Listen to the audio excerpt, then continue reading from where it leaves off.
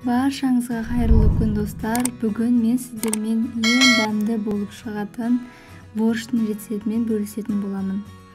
Ол үшін алдымен етімізді осылай турап аламыз. Қатты майда қылып жібермейміз, орташа етіп турап аламыз. Одан соң қазанға салып, үстінен суымызды құятын боламыз.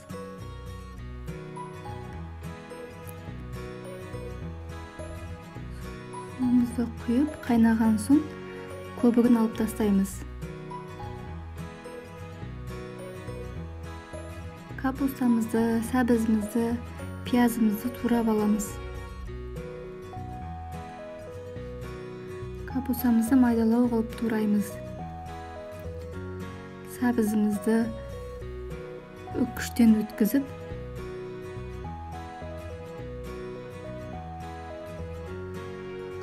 қызылшамызды да үккіштен өткізіп аламыз. Мінекей суымыз қайнап жатыр. Осының үстінен капустамызды салатын боламыз.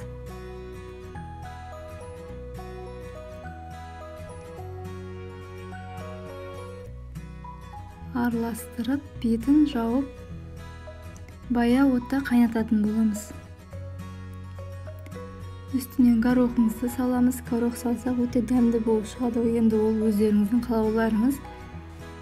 Пиязымызды, сәбізімізді, қызылшамызды бәрін араластырып қуырамыз. Бір қасық томатымызды салып жібереміз.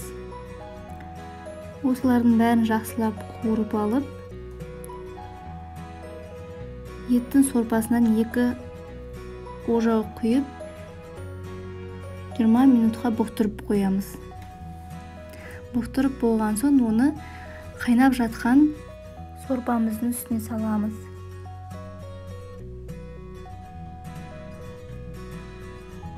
Картопымызды саламыз. Міне достар, борщ дайын, өте дәмді болып шықты. Видеоның соңына дейін қарасаңыздар, лайк басып тіркеліп кетіңіздер.